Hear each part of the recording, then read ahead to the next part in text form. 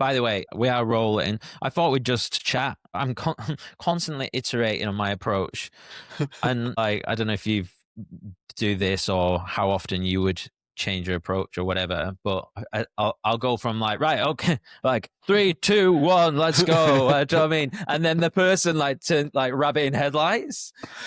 And then what I've found at the moment, I'm always trying to find like just easy ways to do things, right? And so I'm like a bit of a fan of the cold open now. And I basically just go a load of chit chat, and then I just find, when does the conversation get interesting? Yeah. And I just start it there. Whether that's optimal, because sometimes I can go to the extent of creating a trailer, and that doesn't work as well as just like a cold open where you just start with something, and then what's your thoughts on that? Like, how do you do it for your show, and how do you approach it with others? So I used to do it like the hello and welcome to the Waffle Shop podcast today, blah, blah, blah. Yeah. And then I felt like it was too rabbit in headlights. So then I started switching it up to doing it like I would take almost like 3 quite punchy moments from the show and put it at the start, almost like a trailer, bit of music, and then go into like, today I'm joined by so-and-so. Yeah. Like, let's get into it. But now, well, to be fair, it's not so much, obviously I don't particularly podcast for the Waffle anymore, but like from working on others, it's that almost like the soft opener, as you've just described, that I think is really endearing. That I think people like, it eases people in. You get that almost like behind the scenes-esque, oh, what do they talk about when they're not recording? So obviously a lot of these people, like when you've got their time with them, they almost like come with a list of points that they want to make, or, you know, they're going to say these really punchy social media clip-esque bits that they feel like, you know, their Stephen Bartlett moment. And sometimes you don't need it. Like, I like having that little human element. You know, it's almost like they're a bit more vulnerable before you're like, right, we're recording now. And they switch on, and it's like, you know, as if they're on stage. Yeah. So it's a real mixed bag, but I think it depends on the show and the host as well, because I work on everything from like a corporate podcast right the way through to like independent creators. So it's a real kind of mixed bag of kind of like what feels right, who the audience is. But ultimately, mate, it's your show. So you can do whatever you want and whatever feels natural to you. Yeah, I think sometimes I wonder if I'm trying too much the 80-20 rule, or but then other times I'll spend like a weekend trying to do the perfect intro trailer or whatever, and it just doesn't work. And I go, what's the point? I might as well just do, well, I called it a cold open, you call it a soft open, but that's sort of just like straight in. And then because of the effort level in terms of, and it's not because we are lazy. It's like, I'm doing this on my own, and it's every single week. And it's like, I don't want to fall out of love with the labor. So it's like, how can I make it as effortless as possible? Yeah. Because I do think that will come across in the conversations. It massively comes across in the conversation. But also, I think a lot of people as well, they don't realize how much hard work it goes into each and every episode. Like, the conversation, in my opinion, is the easy bit. It's the production, and then post-production, there is a lot of work and a lot of time. Like, you could spend days working on those trailers and stuff like that. And ultimately, mate, people are still going to listen regardless because of you who's hosting it. Yes, there's an element of like, oh, you know, well, what if that podcast is doing this, that podcast is doing that, but also they're not you. And they might have a team of people that are creating that kind of stuff for them. It's these kind of podcasts for me that really draw me in. Yeah. Because, but I think the important bit is that you're actually trying it as well. You know, you could just like, no, this is the way I do things. That's it. So the fact that you are, you know, testing it and like trialing it and stuff like that, like shows how much heart that you have got in it, and how, you know, you're in it for the long run. You're not in it just for the sake of like, oh, I'm going to start this podcast. I'm going to do it for, I want this amount of money. I want this. I want this. I want this.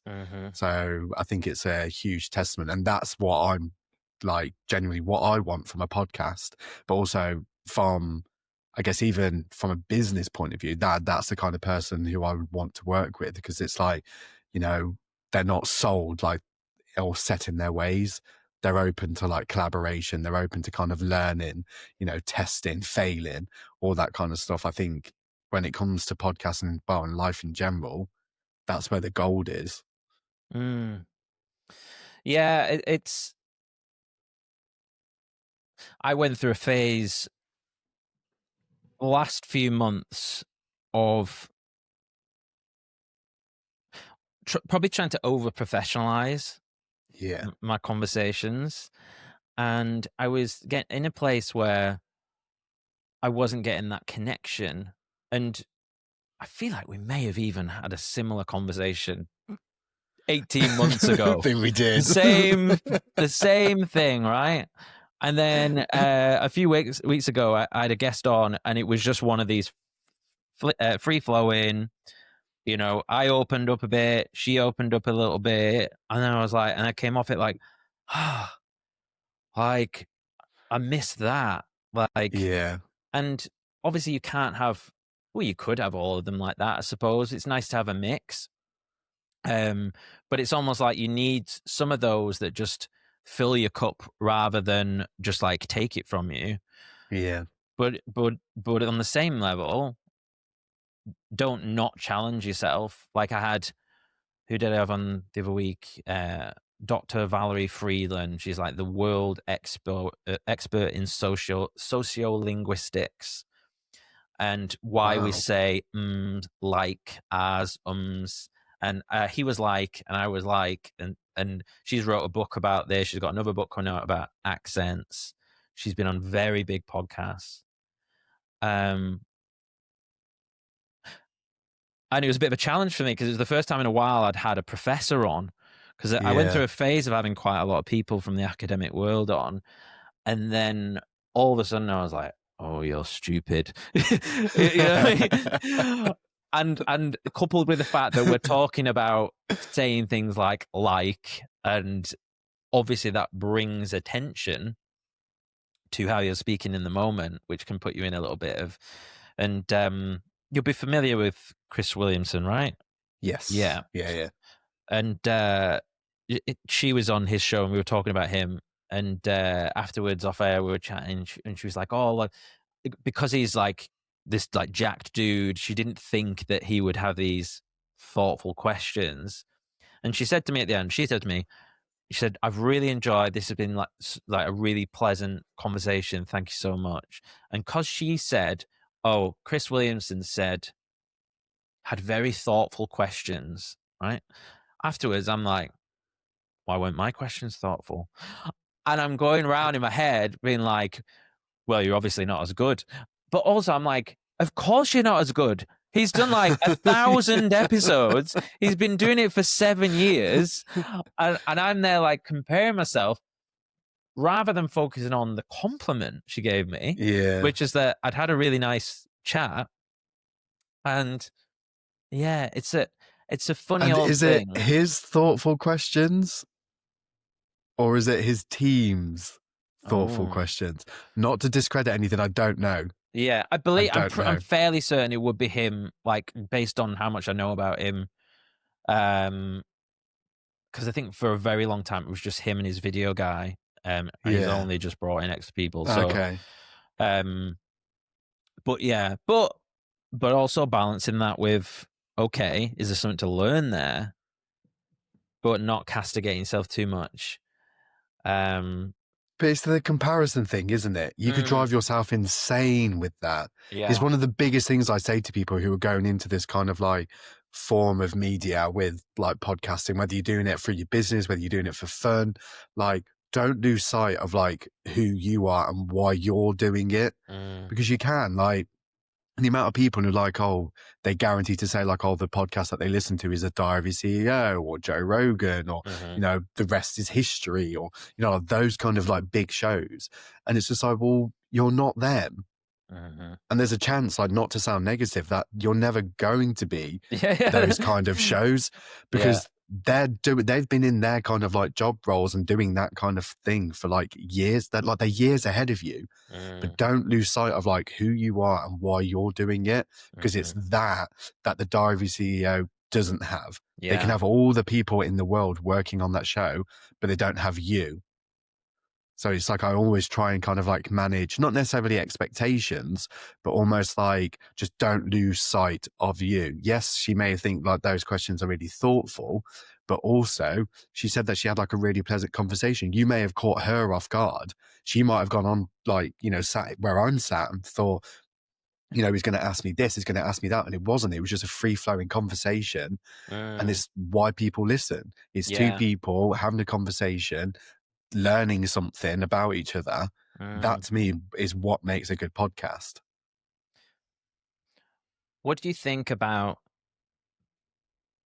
that lens in terms of looking at those podcasts that are way out ahead of the game, the OGs, and those that are now just doubling down and investing immense amounts of money in staying at the top, when you have a potential new show or an intermediate sort of like couple of years show? How do you view it as a, I guess, as a growth industry? Like, how do you see that when people are coming in at this stage?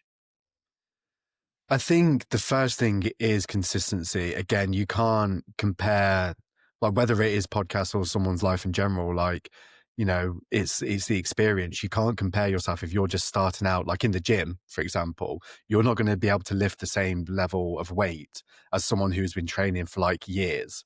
It doesn't work like that. So consistency is always key for me with this kind of conversation. But I think again, it's that kind of level of like, just don't lose sight of why you're doing it. Like if you're going into it and you want like fame or you want the live shows and all that kind of stuff, like they are achievable, but you do need to kind of like, you know, double down on what it is that you want from it and be prepared to put in the hard work, because as you know, mate, it is a lot of hard work to, you know, even show up some days when, you know, if you're not feeling 100%, you know, we said it at the start, you know, I've got a cold, you're not feeling 100%, your body is literally like in agony. So, you know, like even to show up on days like this, like it is difficult.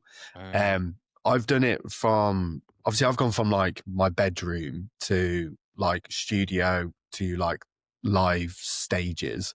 It's quite the kind of contrast. And I think I've broke the mold a little bit from an independent podcast, because I've just kind of like thought, well, fuck it, I'm going for it and just see what happens.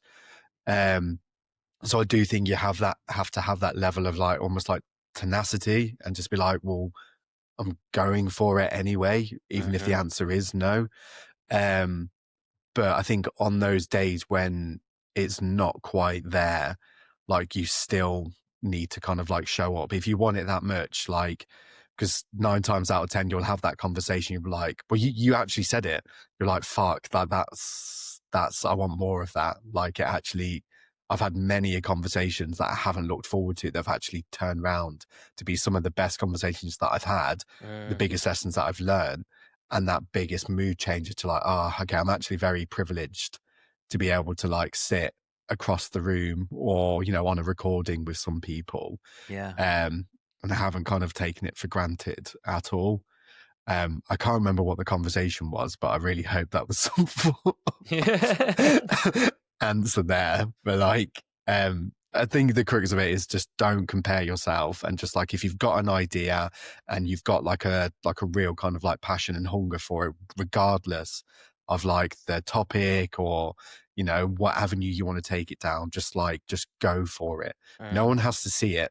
You know, you can record episodes just for fun. It doesn't necessarily have to go out, but just, yeah, don't lose sight of why you're starting it and who it's for.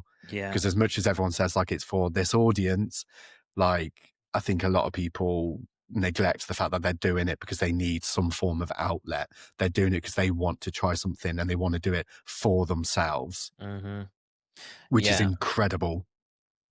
Yeah, I appreciate that. I think, what do you think about when it comes to like quality versus quantity. So let's say I'm probably in a position now actually where I could maybe start to look to invest a little bit more time, or or at least acknowledge that time that I'm probably already spending on it, and just 12 hours on a Sunday or whatever. But in terms of like, so let's say one episode a week. So I've been doing one episode a week for 18 months now. Make them better quality, or invest that time into going 2 episodes a week, but not focus on the quality. No, no. I feel like you know the answer to that one. Like, I would not add to your workload and affect the quality of your show at all.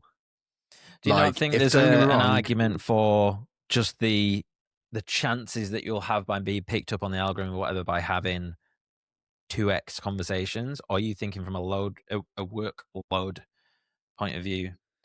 I think if you're going for 2 episodes like a week, there's a chance that you're going to overload your audience and you're going to dilute the power of the conversations that you're having.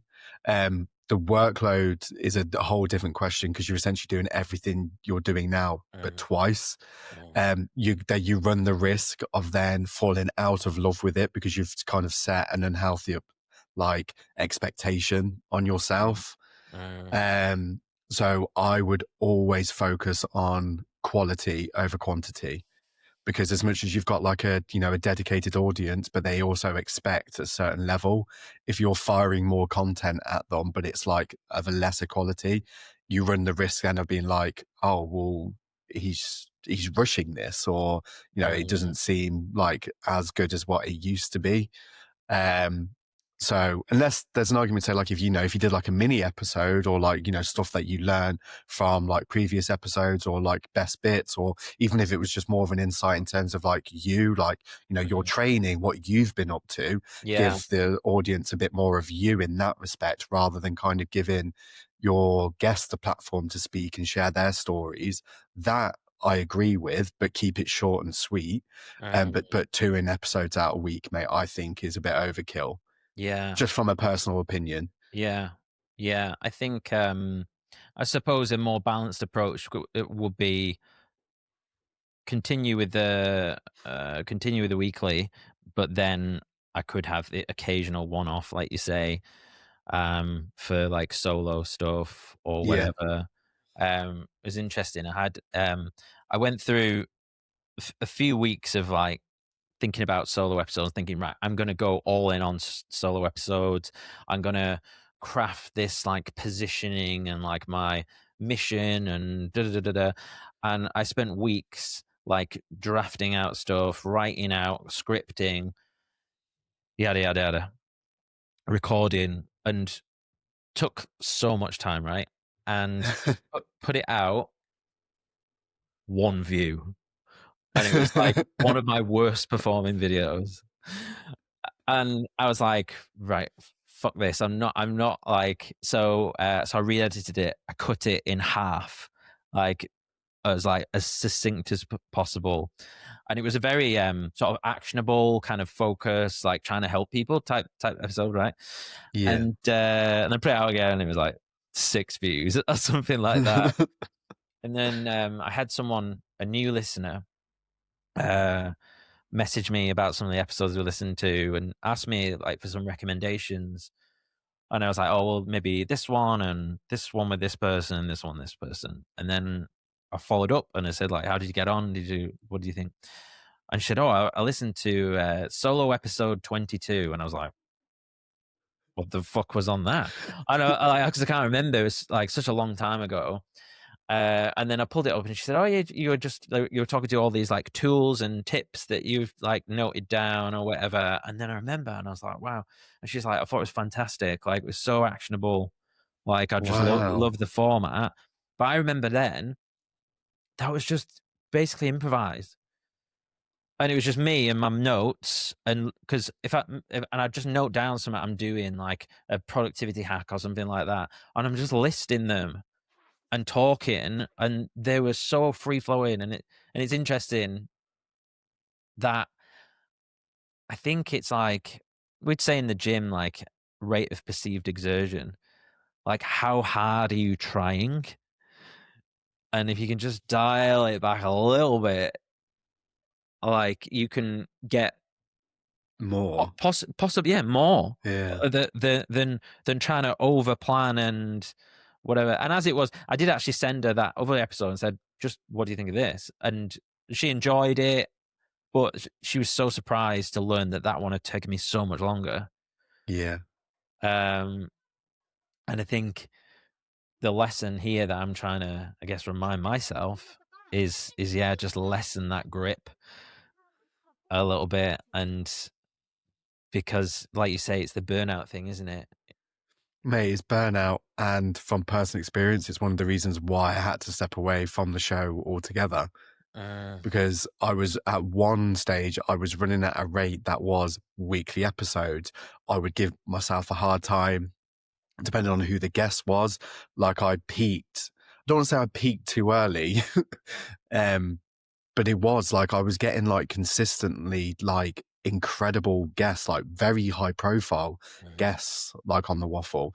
And then I was like, I was losing sight of like why it started. It was like speaking to people like me who had been through similar things that I had been through, and you know the tools that they used or the lessons that they've learned, like that's what where the inspiration is. So week in week out I was like wheeling in like these pop stars or reality TV stars, and I was just having the same conversation over and over and over again. It was incredible, like I loved it, like not taking anything away from the conversations or the guests that I've had on, but like I just completely fell out of love with it because I wasn't learning anything new. And it got to that stage where I was like, I'm burning out with this. I feel like I'm just repeating myself. And then what I love about what you've just said is that you spoke to your audience, you asked them for feedback. mm, And that was the biggest eye opener. Because when I did that, it was like, you're not saying anything. Like we're listening to this show because of you, but you're not saying anything. So I mm, was like, right. So I'm bringing in these kind of like big, impressive people that I think is like, this is it. This is going to be the one that blows this whole show up, this, that, and the other. And it wasn't. It was anything. It was having the opposite effect yeah. to what I thought it was. Um, and obviously, lo and behold, it kind of like then had a bit of a, not necessarily a negative effect because I think I was kind of done for quite a while, but I was just like, no, I really miss it. I really miss it. I need to keep going. And then ultimately it got to a stage where I was like, I don't know if my heart's in that anymore. I don't think it's like, I'm not the same person as Mm, when I started it to where I am now. Obviously I've been doing it for 5 years and life has changed in ways that I didn't think was possible. Um, but now it's like I've got that hunger again for it. Like I've guested like on a few recently that I'm like, I really miss like the raw, authentic conversation. Like there's no script, there's no plan. It's not like I'm telling that whole kind of like sob story of like what happened, how it started, the lessons I learned from it. It's like I'm talking probably now the most authentic version of me, the best version of me, um, than I ever have. So now I'm like, oh, okay, all those things that I kind of lost sight of, and like my grip was so tight. I'm like, I need to do this. I need to be this. I need to be that person. This is what my audience expects of me. Now my grip is like complete. I've almost, I'd go as far as say, like I've took my hand off it completely and mm, been like, well, what do I want to do next? Like, who do I want to talk to now? Rather than kind of feeling like who I need to talk to. It's that want, it's that hunger, it's that fire for it again. mm, Um, so yeah, sometimes loosening the grip can be the thing that makes it less painful. mm. Do you think that you become people become so used to those high profile guests that you were scared to bring in sort of lower status guests because your audience was expecting big names? Is that what you're saying? 100%. Mate, there was a run of a few years ago. I think it was from like Christmas up until like April time. It was like Ed Sheeran, Sean Paul, like some of these names that I was just like, what the fuck? Like, I'm just an independent podcaster from my bedroom, essentially, still at that time, getting some of these names on. And I was like, one, I'm incredibly grateful. And I put a lot of work into it, like building the show to what it was.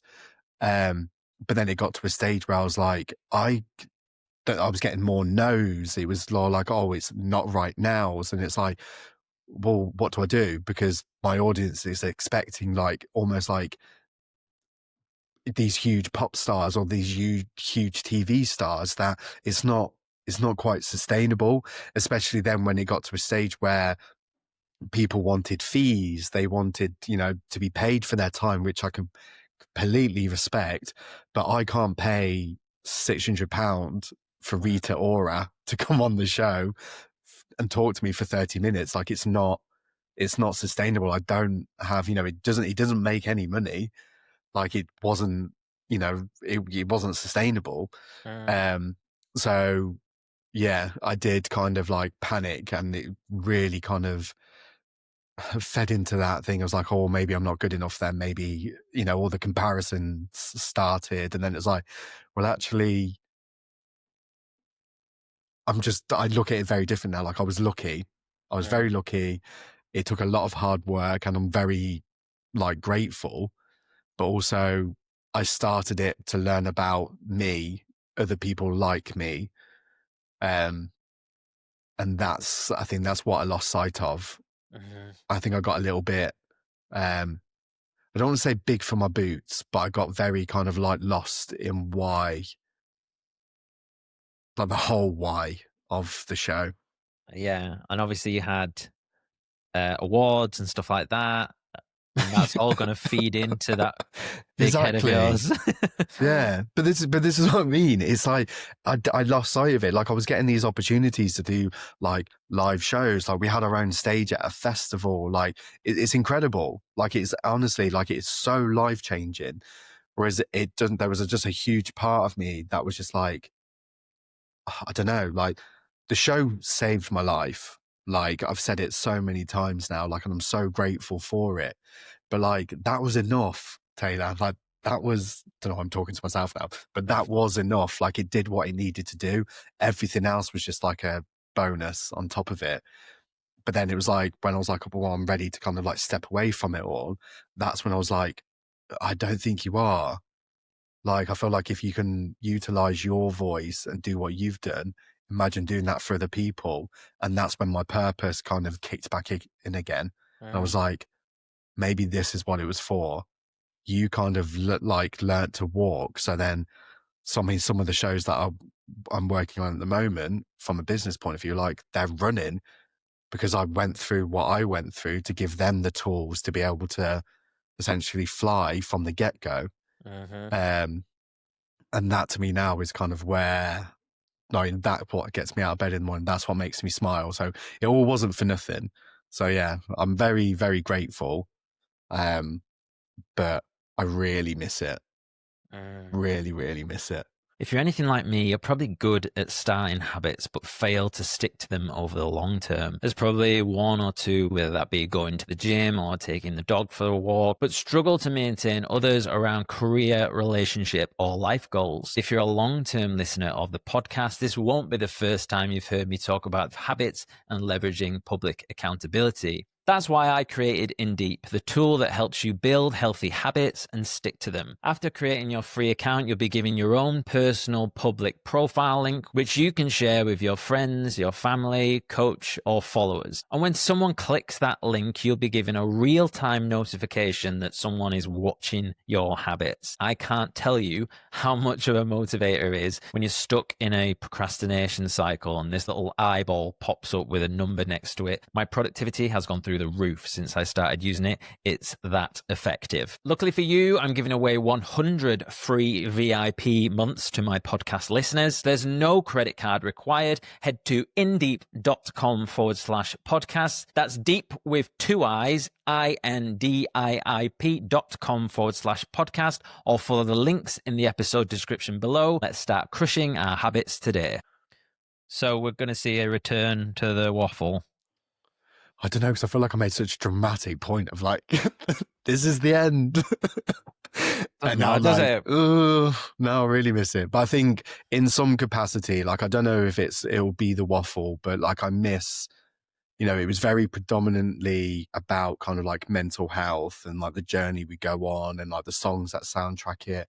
But it's, as you know, mate, like if you're not in the greatest headspace or if you have a conversation with someone, it has the ability to take you right back to that moment. And I'm all for the journey and like, it's important to look back every so often to appreciate how far you've come. But I'm just not that person anymore. Like, I'm not fixed by any stretch of the imagination. I still, I still have, those really anxious days, those really down days, but I also have some really fucking good days that I want to talk about. I want to shout about, I want to laugh about. And I felt with the waffle, like it almost kind of sat in that pocket of misery sometimes that I think a lot of the audience kind of expected. And I was just like, I couldn't, it didn't feel right with where I was, I guess, in life at that particular moment. So yeah, there's a lot of ideas that are kind of like whirling around my head. There's a lot of kind of conversations that are being had. It's just kind of like getting to that point again and that excitement about taking the leap the same way I took that leap when I first started. Like it's starting to feel like that kind of level of excitement again, which I lost for a huge period of time. So it will be back, but I just don't know in what capacity. Interesting. Yeah, I suppose as well, like, because I thought about this as well. Like, once you name a podcast, you kind of, you're kind of stuck to that, aren't you? Unless you rebrand or launch another one. I've thought about it a few times. I was like, is the name right? But I almost wonder. The name almost becomes irrelevant unless I suppose unless you're a new audience. The name becomes just a symbol of what your positioning is. That's how I try and it's like not don't focus too much on the name. But it's like, but how are you positioning that name? Does that make sense? Yeah, no, completely. Yeah. So like if you were going to turn around and if you were to start a sort of a new version of the podcast, which is a slightly different slant, but it was still called the Waffle, I think that would be okay. I mean, I don't know. You're the producer. I don't know what your thoughts are on that. Yeah. Is that something that you're thinking about, or? Well, I kind of tried it a little bit, but I felt it kept kind of slipping into the same kind of like interview style, the same kind of like content. So I think it needs to be almost like a hard stop for something else to start. So what would your perfect conversation be on this new thing that you might be considering? I think it needs to be more personality led. Like some of the stuff or the situations that I seem to find myself in, mate, are quite ridiculous that I just don't talk about. Like a few weeks ago, I was at a supermodel's house because I was invited to like the film premiere of her new Christmas film. And I never in a million years thought I could turn around and say like, I had to go to the toilet at a supermodel's house. It's this kind of stuff that I would never in a million years dream to say on the waffle. Because I was like, no, I need to be like this version of Taylor. Like I'm a serious interviewer. We're talking about this. And it's like, I'm kind of really neglecting a whole side of like life or my personality. So it almost needs to be the complete opposite of why I started. Like obviously with the waffle, I started because I was so scared of like mental health, or I wanted to learn about mental health. And it almost kind of went the opposite way then, because it was like I was so scared to talk about anything else because that's all I could talk about because that's what my audience wanted. And it sounds really bad, but it's like, people say a lot like sex sells, but like it's also the same with sadness. Like sadness sells, especially in, content online or, long form videos or podcasts. Like people want that kind of like, because they can relate to that kind of like the hardship, the sadness, which is incredibly sad, but also there is also a lot of joy in life that I think sometimes we tend to forget about. There's a lot of love, there's a lot of funny, there's a lot of happiness. And it's sometimes like, I think from personal experience, because I've sat in that kind of pocket and I was in there for quite a huge period of time, I'm kind of like, no, you deserve to be happy, you deserve to be loved, all this kind of side of things. So I think the next step needs to be around that, the joy that comes with life, the chaos that comes with life. There will always be like a bit of kind of the mental health conversation, but also not in the doom and gloom way that a lot of kind of podcasts like tend to focus on. Like, I don't know. I want it to be, the Waffle was always like a reminder of like, yes, bad stuff happens, but good stuff can also happen. Here are the tools. Here's the music, but I think what's next needs to be, yeah, life is chaotic. It can be hard. It can be difficult. It's inevitable that it's going to be shit at times, but it's not all the time. There's still real kind of positive moments that happen. So if the next kind of round of podcasts or, the next show that I work on that I'm at the helm of, I want people to take that away from it. So you think, Like the so is it joy. going to be more like solo? Would you say? You thinking? No, so I'm working on something at the moment with a girl called Montana who I actually met in a podcast Facebook group when I first started the podcast, like in 2020. And we just kind of stayed in touch. And this year she was like, fuck it, I'm coming to the UK. Like, let's meet up. We met up. We had like a wild night out in London. And it was like, we didn't meet by accident. And then she went back, we stayed in touch. And then she came back over in the summer and we got absolutely wrecked at a Charlie XCX concert. It was the first festival that she'd ever been to. So it was quite a big moment. And then it was in that I was like, I think there's something here. I think the fact that we are literally on opposite sides of the world, navigating very similar situations, almost like this chaos of life. But for some reason, like we almost like a magnet, we kept like getting pulled back together. So there was an idea of a show called like Half a World Away, because she was technically half a world away from where she was, like, I guess from home. But then from my side, it was like, I'm half a world away of where I was, like when I started the podcast, like thought processes, mentality, like life in general. And I was like, okay, maybe there's something here in terms of we're half a world away logistically, like mentally, like let's just have some fun with it. But then the way then I started to look at it was like, well, I never used to do long form video. It was all kind of like audio based. So then it was like, well, and then we had to learn how to do social media clips. And then it's like, well, why aren't you using video? Why aren't you utilizing YouTube? So now it's like, okay, taking everything that I've learned and like, okay, well, how do I do that, but also have a lot of fucking fun with this? So it's in the works. I just don't have a release date. Interesting. Okay. As of yet. So, okay, so it's going to be you two talking about these endeavors and crazy times that you're having. Is that right? Yeah, I mean, I think it's a mix of everything, because it's like when I first started, I was just this kid talking shit in his bedroom. Now, fast forward 5 years, like I'm a managing director of a production company that's producing some incredibly kind of big podcasts like in the UK. So I've got this mix of like I'm this accidental kind of like entrepreneur.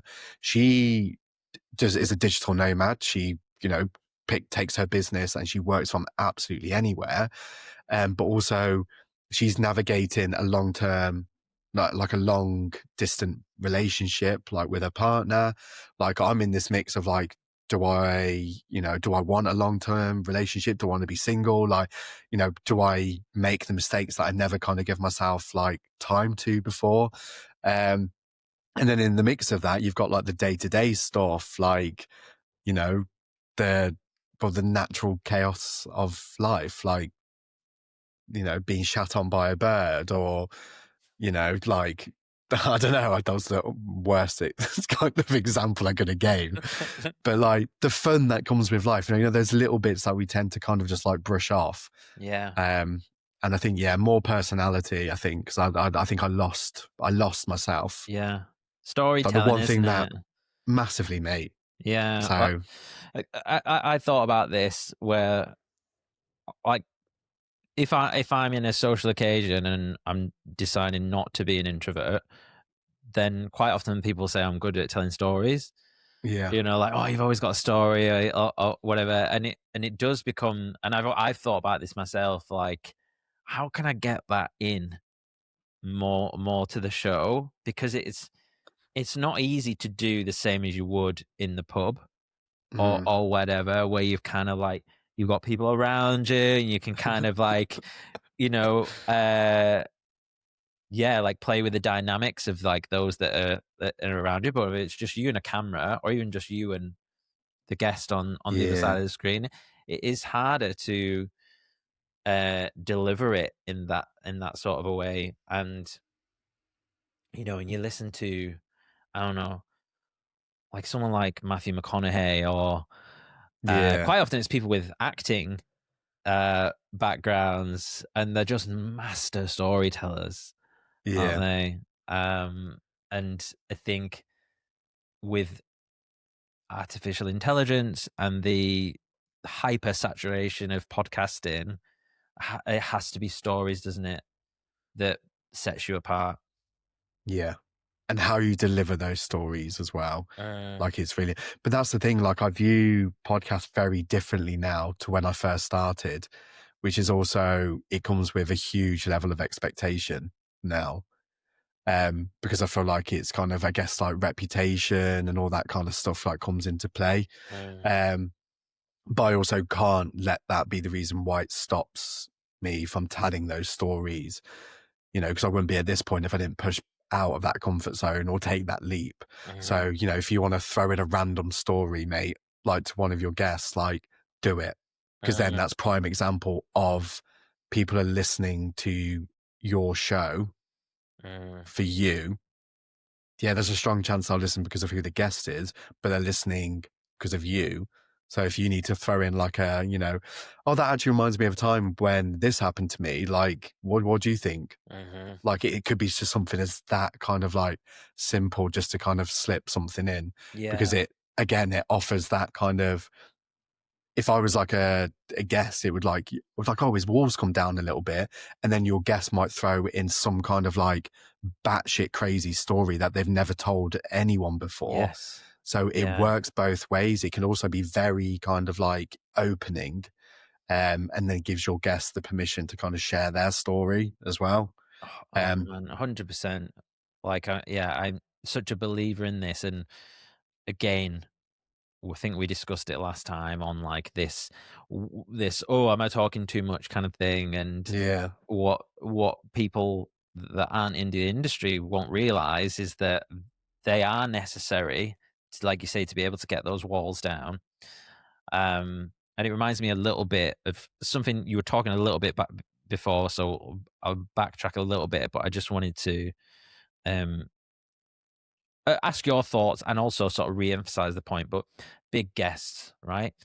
And uh what I found, the downside of these bigger guests is there is a clear status hierarchy that you feel. Now, like you've been doing this for a very long time, and I massively respect what you do. So like, do you know what I mean? You're the in the States hierarchy here, you're clearly there, but you have such a nice open way about you, probably because you are a podcaster where I feel comfortable and I don't feel intimidated by you. So that's why I enjoy talking to you, and I loved our chat last time, and we've stayed in touch since. Yeah. And it's like, but then you have these other big guests on, and don't get me wrong, it's not always always the same, but it's just like, you present different versions without even realizing, don't you? But if you're the slightest bit like not comfortable, then you are just going to end up kind of just like asking questions and trying to whatever. And I think I'm making a dog's dinner at this point, but I'll give you a good example. Like I had someone on recently who's pretty big, and had a great chat. And actually, like I was like pretty open and relaxed and stuff, and I was happy with my performance. And then afterwards, I put together all the promo stuff, and I do the Instagram collab request, and didn't accept it. And then I think maybe this person might have said something to me or whatever, or did reply saying thanks or something like that. And then the other day, I was like, I could really do with a hand, like maybe like just a bit of advice, or because I was looking for some like more interesting guests, and I was like, what I'm going to do is I'm going to reach out to like a few people in my network who I've interviewed, who are like pretty well known and would probably know a lot of people. You're gonna ask, I didn't ask you, and I think you can see it on my face. I'm like, right. yeah. I mean, I did ask you for some advice the other day though, so I don't want to use all my points up. But and I asked this person, I just said, I said, hey, hope you're doing well. I just wondered, could I ask you a favor that would take like less than 1 minute at a time? And it was just seen, no reply. And I'm like, what's like, I don't know. Like, I get it. Like, these people are busy, but you've come on my show. Like, I've invested this time in. By the way, this person as well we're talking about approached me. Their team approached me, and I said yes. Yeah. And then they just fuck you off and cast you aside. And I'm like, I don't know. Like, I just like, I really was like, I don't want those fucking people anymore. Like, give something back. Like, I realize that you're like, a few levels above me or one level above me or whatever, but it's like, don't be a dick. Like, yeah. I don't know. Like, I don't see it like that. I think that's why I've caught a lot of people off guard in the past, with kind of like pop stars and stuff like that, because I don't see that. Like, we came in the same way, we'll probably leave the same way. You feel the same emotions that what I feel. However, there has been a few people have been like a little bit starstruck, but I completely agree with you when it comes to kind of like the promotion, and especially quite a lot of the time when it was like quite music heavy, a lot of like the record labels or like their PR teams or whatever it was would do the outreach. Like, they'd come to me and like, we think this person will be a good fit for your show. And then when it came to like the promotion of it, or kind of like the collaboration posts, or, even just putting something on their story, like, silence. And you're kind of like, right, I've took almost probably 6 hours out of my life to, talk to you, to edit this, to favor you, like to talk about your new single or whatever it might be for my audience that probably aren't interested in your single or your album. They're interested in you as a person. And then when it is met with like no to the collaboration posts and stuff like that, it can be disheartening. But on the flip side of that, now I do it almost as a business. I think sometimes it comes down to like the design and whether they actually manage their own social media. Yeah. Because this is going to sound really, really awful, but like, we could have the most incredible conversation, but if you are on some form of like, plan or something with your social media and then you tag me in shit, Yeah. one, well, you're just tagging me in the stuff that I've done because it's Yeah. potentially you're just tagging me in my own shit.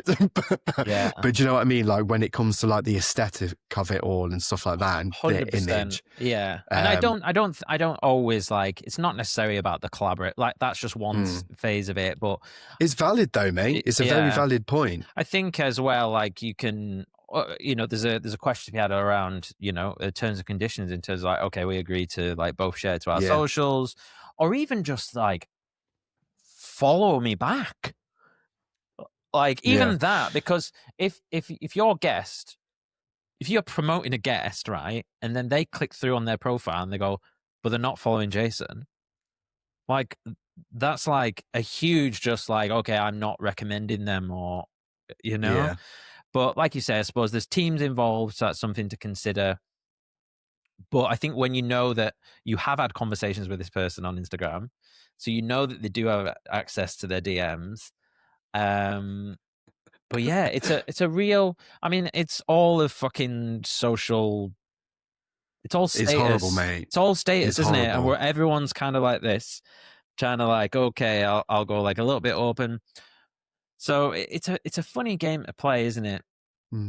I've had it on the flip side as well, mate, and I'm not going to name names, but there's one lady in particular who I've really kind of went above and beyond for. Mm-hmm. And when it kind of came to me securing, she was basically after a guest for a huge period of time. That was just no, no, no. Then I didn't realize that that same guest said yes to me. So it was like, oh, you've had this person on your show. How did you do it? It's like, oh, I think I just slid into the DMs and said, Yeah. hey, like, love what you do. Like, would love to have a chat with you. And it was like, oh, well, I don't know why, because I've done this. And I was like, oh, I can't answer for him. And then I reached out and said like, oh, this is who I've been dealing with. Like maybe drop them a message. And they're like, oh yeah, okay, thank you.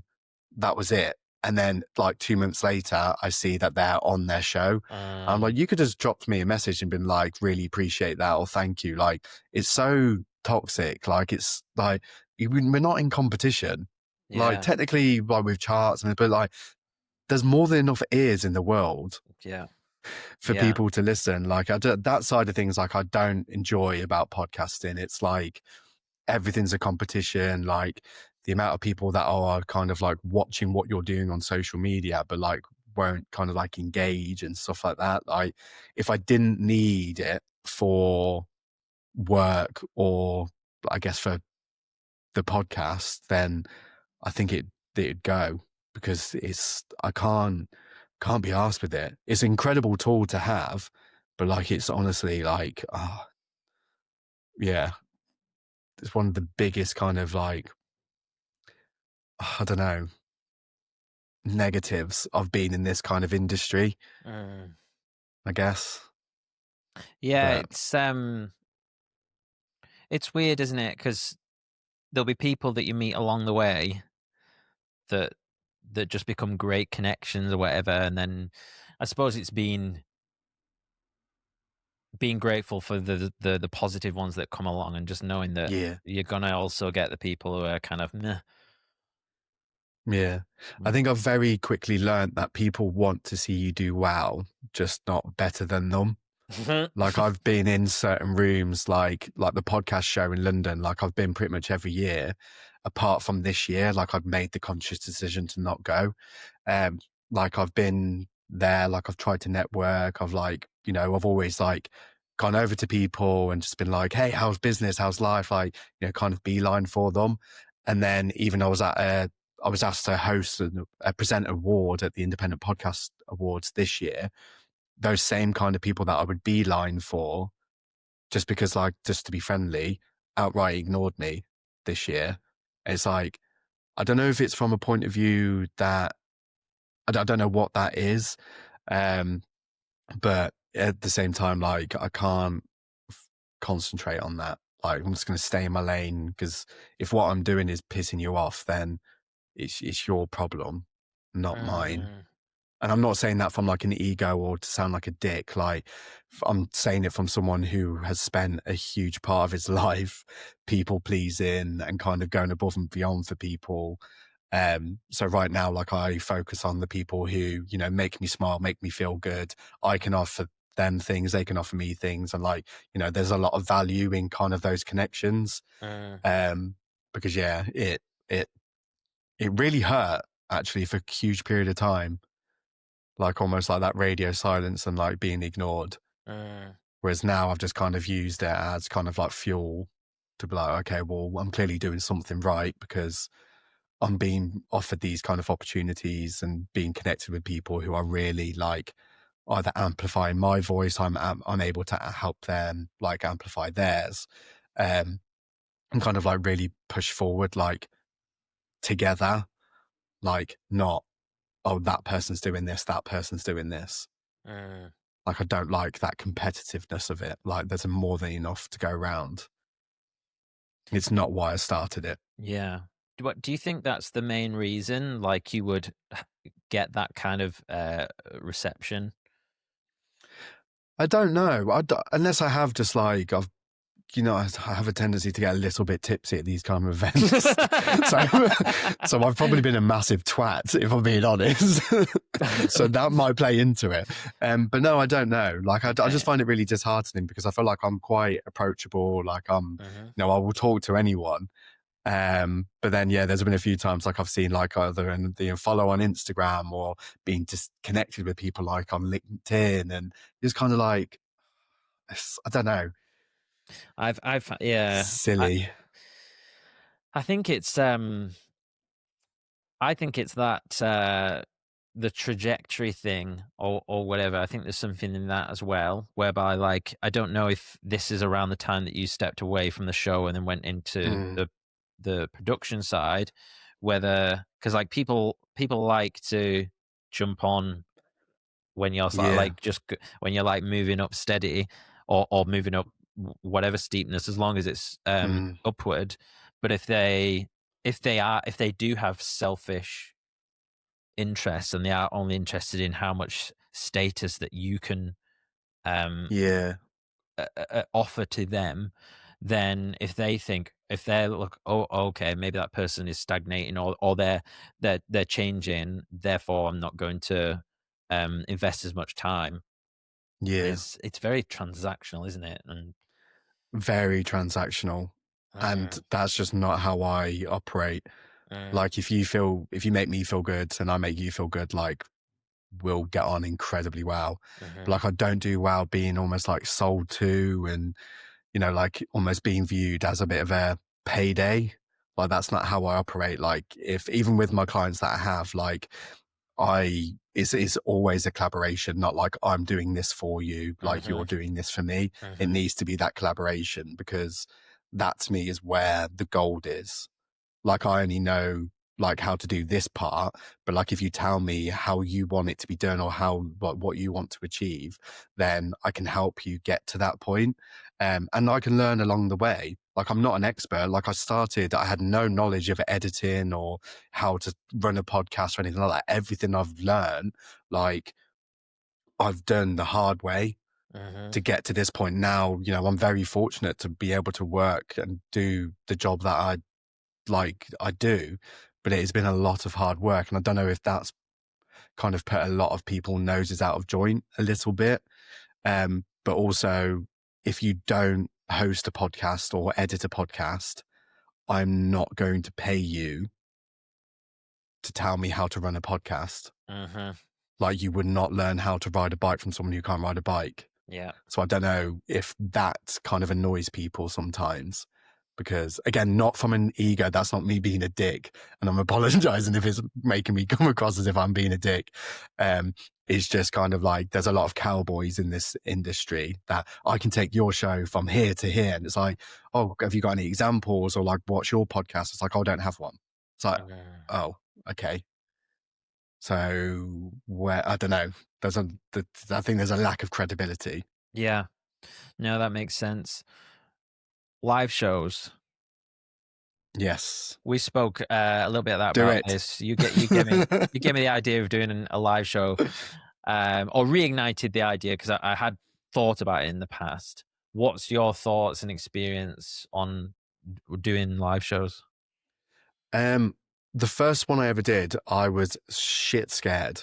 Like, it very nearly didn't happen. Like, my mum went into hospital, I think it was the night before my first live show. So I did no prep for it whatsoever.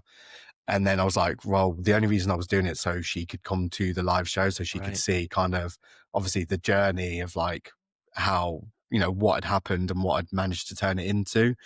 So when I was like, she can't be there, I was like, I don't think I can do it. But she was like, no, you need to do it. So I did my first prep, I think about 3 hours before the show. And for I don't know how I managed to pull it off, but I did nothing but be myself, follow the structure of the show, had fun, like lent into it. And then I just got a real hunger for it. Like being in the same room as some of the most incredible, like-minded people, like there's no better feeling, like at all. What were you interviewing, or was it like a solo thing? So it was all guests. So everyone that I've had on has either been on the show before or like I've connected with like through the show. Um, so yeah, it was like interview based. Then we had like a bit of live music. Yeah, it's been like incredibly special. But then the ones that I've kind of worked on are very kind of just like conversational. So it's just like basically just a live version like of their podcast, like no longer than an hour. They'll have like a little bit of an interval, bit of a Q&A. Like there's no better feeling. And it doesn't have to be like huge production, like live band, lights, all of that. Like you don't need it. Like people again listen to the show for you, and being able to take this kind of like intimate conversation and kind of like expand on that kind of like intimacy, but like invite your audience in. Like it's beautiful, mate. It's honestly, I can't recommend it enough. Like, because I think it's a real kind of confidence boost as well. Like sometimes to like bring someone like the people who have championed you or, been a part of your journey all in the same room. Like it's incredible. Yeah, interesting. So do it. I may. I think. Yeah, I think it probably helps me that I do have a background in music performance, so Yeah. being on It's no stage different. is it doesn't really. Um, and I did think it might be quite an interesting thing to combine the music, so then it probably would make me feel less nervous to have Yeah. my guitar with me and do some songs or whatever, and then maybe just talk in between, or but yeah, it's whether people will be interested to come. I But think you'll surprise yourself. yeah, cool, mate. Thank you so much for your time. Mate, more than that. Anytime, that. Like Yeah. this is one of those conversations for me. Like I've genuinely made like a friend through this kind of like journey. So if there's anything I can ever help with, all you've got to do is ask the question. Because vice versa, I know if I ever want to decide to get into high rocks, I know where I'm coming. Yeah. Yeah, defo, mate. Yeah, no, if I can help with anything either, yeah, defo. Yeah, this has been fun. Where should people go if they want to check out all of your stuff? To be fair, I'm still quite active, not as active as I should be, but on Instagram, I guess, at Waffle Shop Podcast. All the past episodes are still there and kind of like available to listen to. But yeah, if that's it. I'm so shit at that part. I actually make my own skin crawl when it comes to that kind of self-promotion. I thought you did a good job. I'll Thank put you. all that in the show notes for people, and I would recommend they check out your work. So thank you again, mate, and have a great day. And you. Hey guys, it's me. Just a quick one before you get going. Thank you so much for making it all the way to the end. I really appreciate it. Don't forget, you can check out links to my guests via the episode description below. And a reminder to claim your free VIP pass month at InDeep. Go to indeep.com/podcast. That's INDIIP.com/podcast. If you're looking to improve your life and build habits, I really think you're going to love this tool. All links are in the episode description. Thanks for watching, and I'll look forward to seeing you in the next one.